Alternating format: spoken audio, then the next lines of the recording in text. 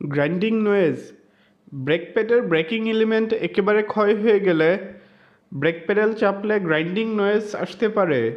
এটি মূলত মেটালের সাথে মেটালের ঘর্ষণের ফলে সৃষ্টি হয়, যা ব্রেক রোটর এবং ব্রেক প্যাডের ব্যাকিং প্লেট এর ঘর্ষণের ফলে সৃষ্টি হয়।